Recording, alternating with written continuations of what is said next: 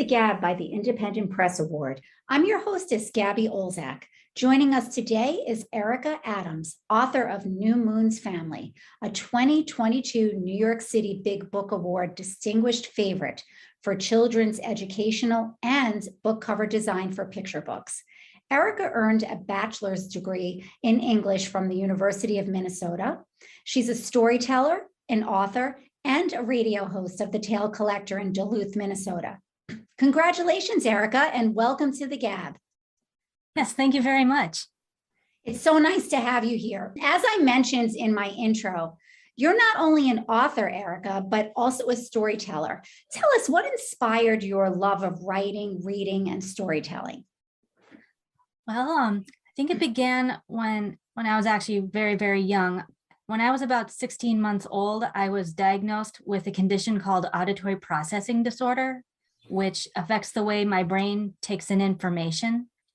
And so I think, when I was a kid, I used to watch a lot of TV and a lot of movies. But as I got older and, I matured, I did finally get into reading books. For a long time, I had a lot of trouble reading. I knew the words, but the images weren't coming through. But that got easier as time went on.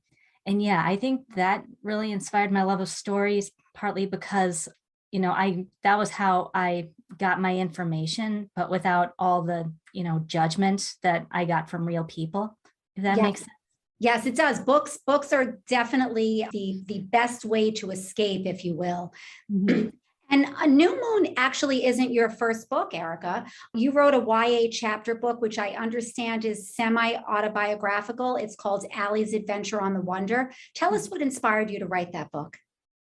Yeah, the idea first came when I was in a college course. I think it was a childhood in literature and culture, which studied the depiction of children in various stories, for both children and adults. I had an assignment where one option was to write a 10-page essay, and another option was to write my own short story with a 4 or 5 page essay. And I was pretty tired of full essays by then, so I opted for the short story. And Allie's Adventure evolved from that. And it took me about 2 months to write. That's roughly how long we had to do the assignment. And with a little bit of polish, I self-published after the assignment was finished. Congratulations. What type of advice can you give perhaps children or even adults that have some type of challenge such as yours as you were growing up? They might have auditory processing disorder or other challenges. What words of wisdom can you offer them?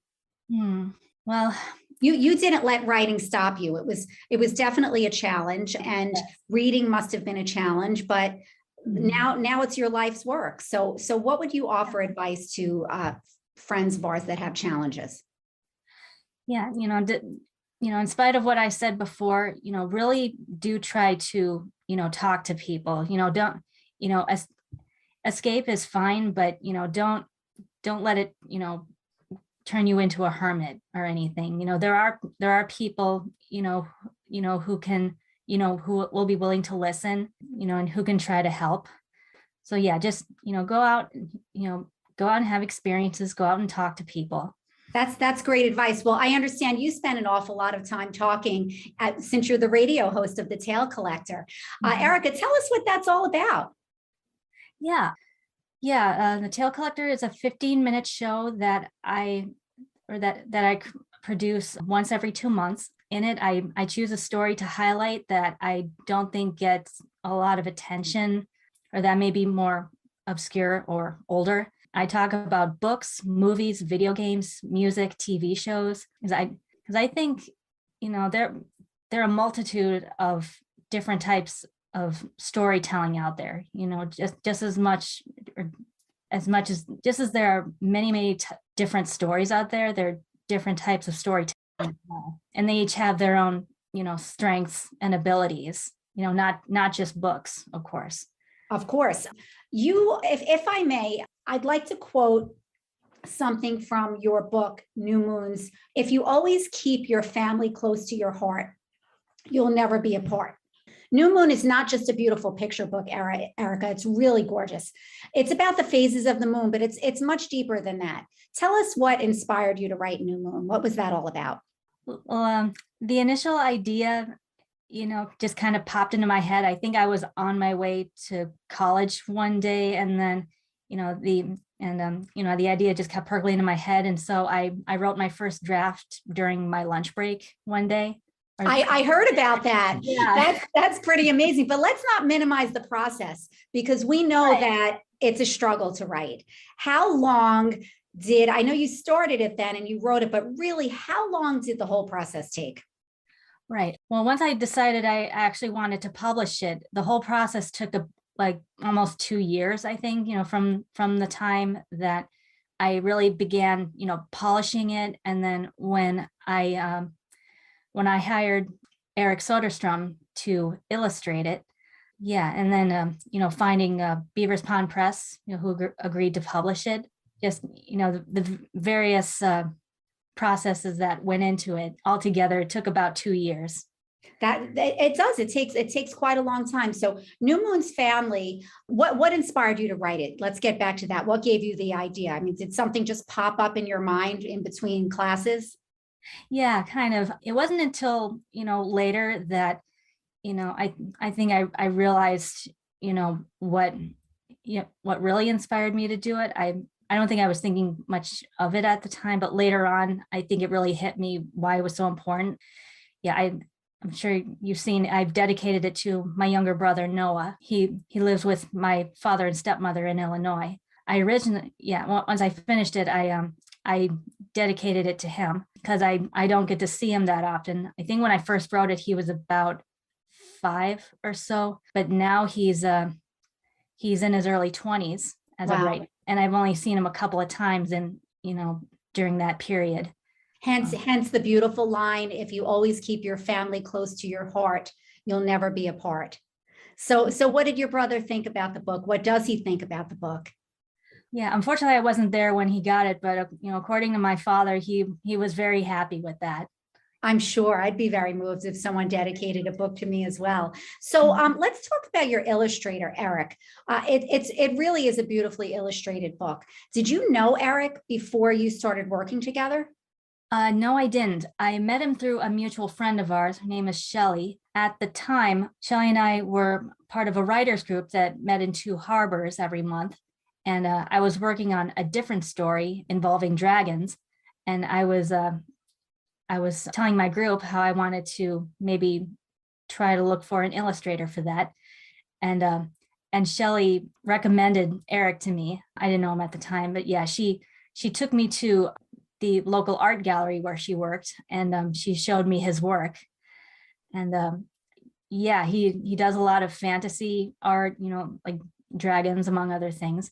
And I really liked his work. So I was introduced through her. So pretty much right away, I'm sure you had a vision in your mind as a writer of children's books, what exactly you were looking for. So did you immediately know upon seeing Eric's work that he was the one? It's kind of hard to say at the time.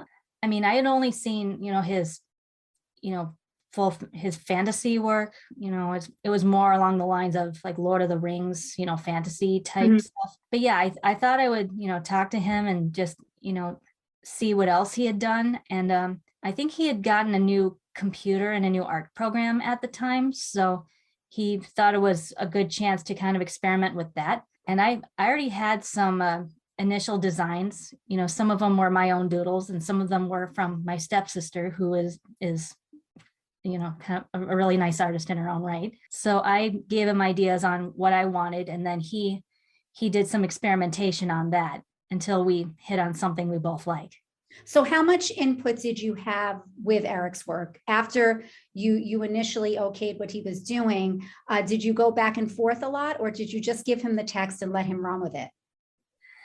I kind of let him run with it. I kind of gave him the bare minimum, but otherwise, I told him, go nuts. Well, he's an artist, so that's probably exactly what he needed to hear. So what happened with your dragon book? You mentioned you were working on a dragon book. What happened with that?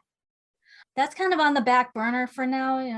It's essentially a short story. I may rewrite that someday.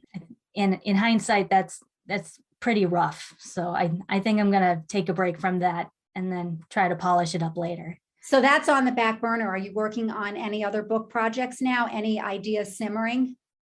Yeah, right now I'm focused on my first novel for adults. It's a Wow. speculative science fiction novel for adults. Looking forward to that. And how far along are you in that process? Just based on what I want to happen throughout the story, I'm thinking roughly halfway finished with that. Wow, that's wonderful. Do you have a publisher already? No, the only people I've shown my chapters to are my writers groups, And are they well received? So far so good. I'm a little nervous about this one because like I said, it's for adults. It's my first time trying to write something more mature. I mean, I'm still trying to, keep it tasteful, Yes. Yeah. So you've really you're really diverse as far as your writing work, YA, children's books, and now you're entering the adult sci-fi phase. That's fantastic. Where can we purchase New Moon's Family? You can find it on Amazon for sure. Okay. If you go to my website, elatales.com, on the homepage, if you just click on the New Moon's Family book cover, it'll take you to a page where you can find a list of places to buy it. Wonderful. Any advice to aspiring authors? Just keep writing. Yeah, just keep writing. Don't worry about making it perfect the first time. I've written multiple drafts, just of single chapters, and my novel, and I'm still, just polishing those drafts. So yeah, so just keep writing and don't be afraid to share it, because the more people you show it to, the more advice you're going to get, more constructive criticism, and that is essential. Absolutely. Erica, thank you so much for joining us today. This is Gabby Olczak of the Gab Talks. Until next time, keep reading.